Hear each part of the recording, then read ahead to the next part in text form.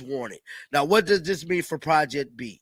I don't know what it means for Project B, but to me, it signals the end of Unrivaled.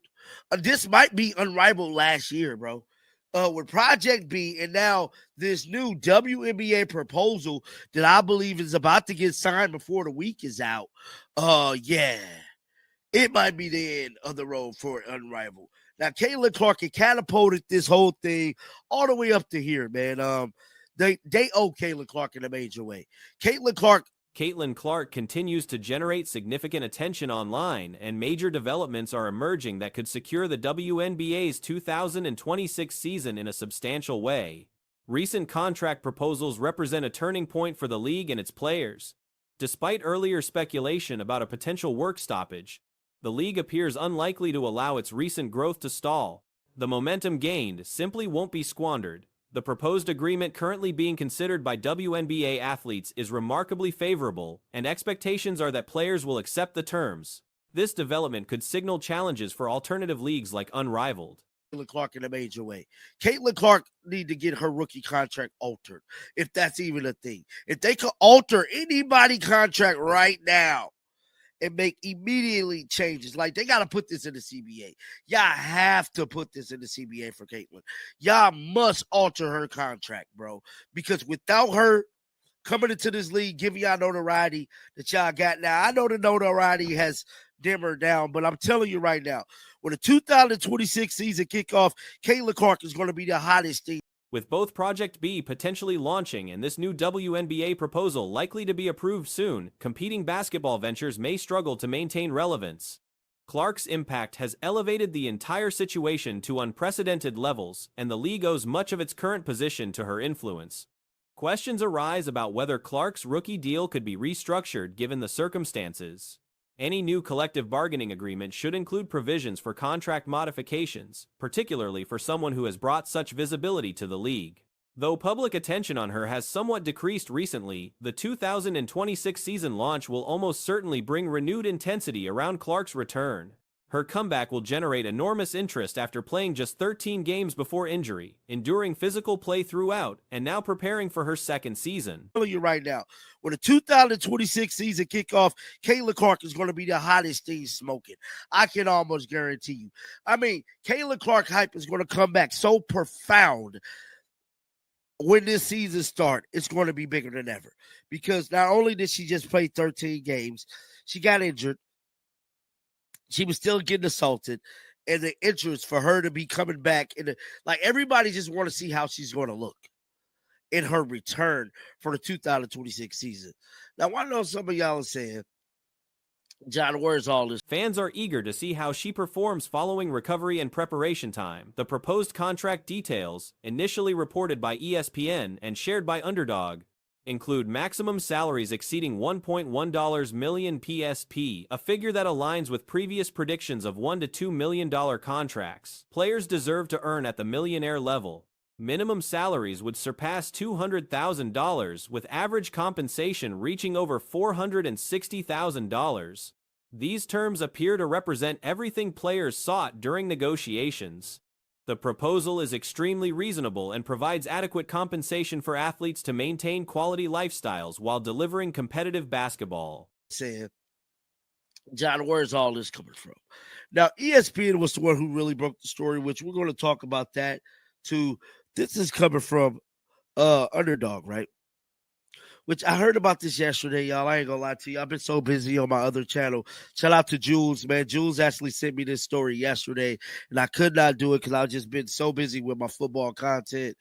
It states WNBA current CBA proposal includes max salaries of more than $1.1 million. What did I tell y'all? Better financial security correlates with improved on-court performance, which benefits everyone involved. This represents a major breakthrough for the league. The latest collective bargaining agreement proposal includes revenue-sharing arrangements alongside the elevated salary structure. An extension deadline approaches at month's end, shortly after Thanksgiving and before the holiday season. Agreement on these terms seems imminent, possibly within days. Players wanted equitable pay, and these salaries reflect the current revenue generation of the league appropriately. $1 billion. What did I tell y'all? $1 to $2 million. Generous. They deserve that. They deserve to be bona fide millionaires, bro. They do. Minimum salary of more than $200,000. Average salary of more than $460,000. This is everything that I think they wanted, bro.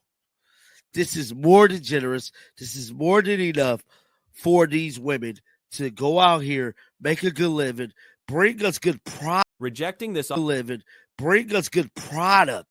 See, that's what people not talking about, the product on the basketball court.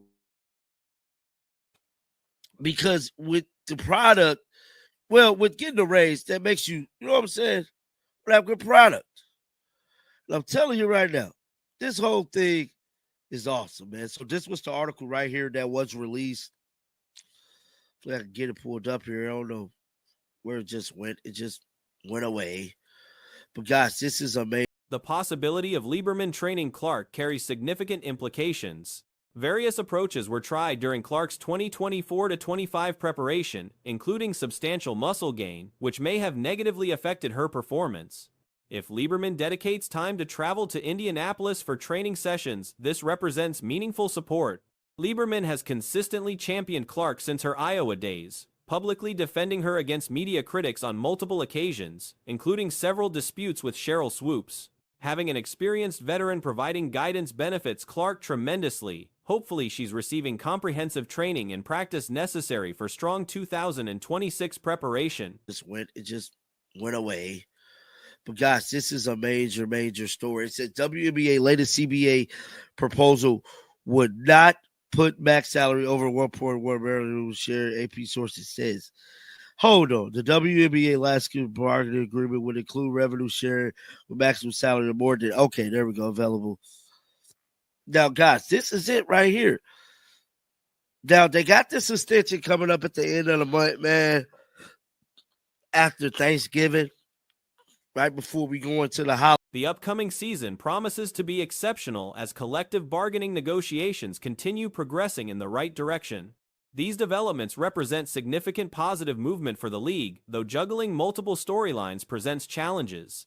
The situation continues evolving, with concrete updates providing substantive information worth following. Ongoing CBA negotiations will likely produce major announcements soon, marking an important moment for women's professional basketball. Positive news has emerged for fans eagerly awaiting Caitlin Clark's return. The star player has been spotted back on the basketball court, marking an encouraging development. After Thanksgiving, right before we go into the holidays, I believe we hear before the week is out, they're going to sign this deal, guys. I can almost guarantee you that they're going to sign this deal.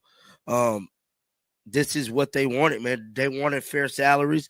The salaries is according to, the current amount of revenue that they're bringing in. I believe this is fair. And whoever shunned this deal, shame on you, bro. This is more than generous of the owners. While recent months have featured sightings of her participating in golf and various other activities, basketball courts had been noticeably absent from those appearances. Clark has stated she feels completely recovered and ready to resume playing.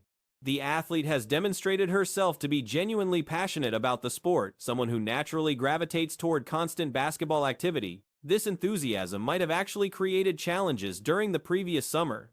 Even teammate Kelsey Mitchell noted concerns about Clark potentially pushing herself too hard, suggesting recovery wasn't receiving adequate attention.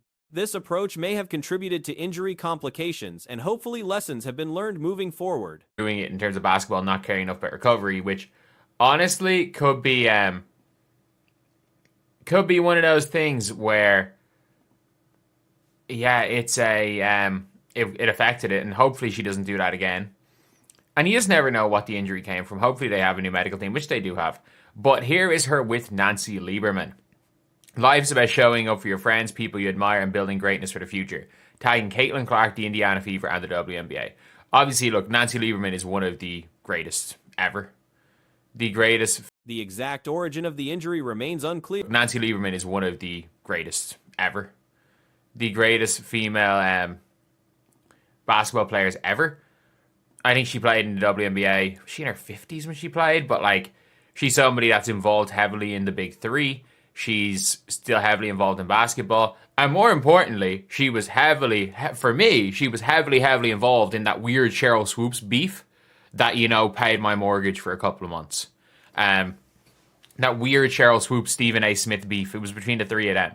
But it's a Smith that generated substantial attention. The footage also shows Lexi Hull present in the background, consistently appearing alongside her teammate. Seeing Clark active on the court again carries significant weight and represents an important milestone. Comments from observers have noted Clark appearing particularly content, genuinely happy to be back in her element. The return matters tremendously because, when healthy, Clark ranks among the top 5 players globally in women's basketball. Reasonable assessments could place her as low as 7th while maintaining credibility. weird Cheryl Swoops, Stephen A. Smith beef. It was between the three of them. But it is an interesting one all around. It's an interesting one all around to see this. And obviously, look, Nancy Lieberman's there. Lynn Dunn just there in the background. She's always there. Lynn Dunn's always there. But this is a big thing. It's a big thing to see Caitlin Clark on the basketball court again. And look, that is important. It is an important thing. Lynn's Monsignor too. You've never seen Caitlin look this happy. This demon, this smile. Rankings beyond that point strain believability and suggest bias rather than objective analysis. Similar standards apply when evaluating other players. Angel Reese, for instance, reasonably falls somewhere between 15th and 30th in league rankings. Placing her in the top 10 lacks foundation. This happy. This demon, this smile, welcome back. Like, genuinely, I'm happy to see Caitlin Clark back out on the floor again. Because, look, we all know this, and anyone who does, like, Caitlin Clark, healthy, is a top 5 player in the world.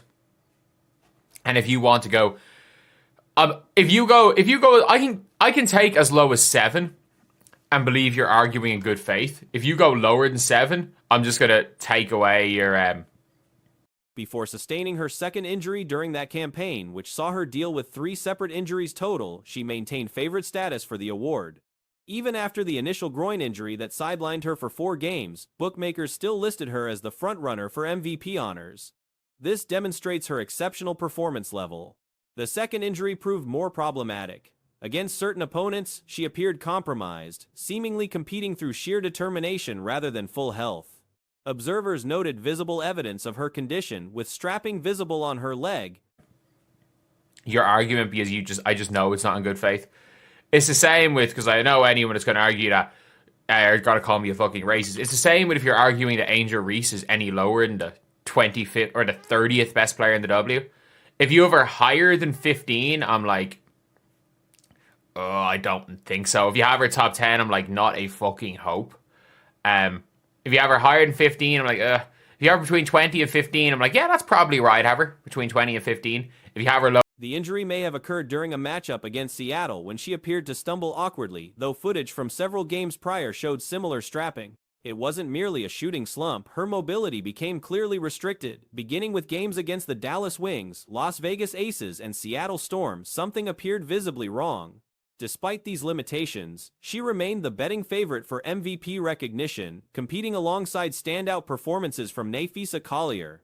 Heading into the upcoming season, the MVP race presents intriguing possibilities. A'ja Wilson achieving a three-peat would require surpassing her own exceptional standards. Between 20 and 15. If you have her lower than 30, I'm like, yeah, I'm not taking your opinion seriously. You're just bullshitting here. But, yeah, like, it is going to be good to see, hopefully, Caitlin Clark back on the floor at a level of the top 5 player that she was. Like, coming into last season, she was a favorite for MVP for a reason. And by the way, before she picked up the second injury, like obviously she picked up 3 injuries last season, before she picked up the second one. After Wilson and Collier, Clark likely represents the third strongest candidate. Sabrina Ionescu appears unlikely to sustain an MVP caliber campaign for an entire season at this juncture. While remaining an excellent player, Ionescu doesn't currently project as a serious MVP contender. Clark should realistically enter as the third favorite behind Collier and Wilson. Following the finals outcome, narratives carry considerable weight in MVP discussions. Alyssa Thomas seemed positioned for strong consideration this year based on her triple-double achievements. Before she picked up the second one. she was the favorite to win MVP. Like, even after the first groin injury where she missed 4 games, she was still the favorite to win the MVP.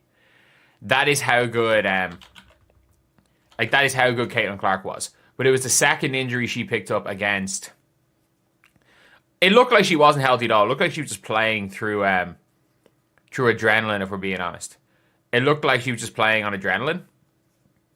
Because if you guys didn't see, like, she had her... However, the comprehensive defeat in the finals and her underwhelming performance in that series undermines that narrative. Accumulating triple-doubles, primarily through facilitating handoffs, doesn't carry the same weight when championship performance falters. Clark's return to court activities benefits everyone involved. Team USA reportedly has training camp activities scheduled in the near future. A potential minicamp may occur soon, with more definite activities planned for March. That time frame likely represents when Clark targets returning to competitive action. She was just playing on adrenaline. Because if you guys didn't see, like, she had her groin strapped up. It was the second injury. It looked like it was the one against Seattle, where she kind of tripped over her own feet. But she was, people had seen her strapping up her leg before that. Like, they looked back maybe 2 or 3 games earlier. It was when that, like, it wasn't even a cold streak shooting wise. It was like she couldn't even move. It started off in that game against the Valks. I think it was the Valks, Aces, and Storm games where you're like, something's wrong here. Something's wrong. I'm like, she's like tripping over. If November activities materialize, she might participate immediately, suggesting readiness for high-level competition. March should feature actual games, possibly including World Cup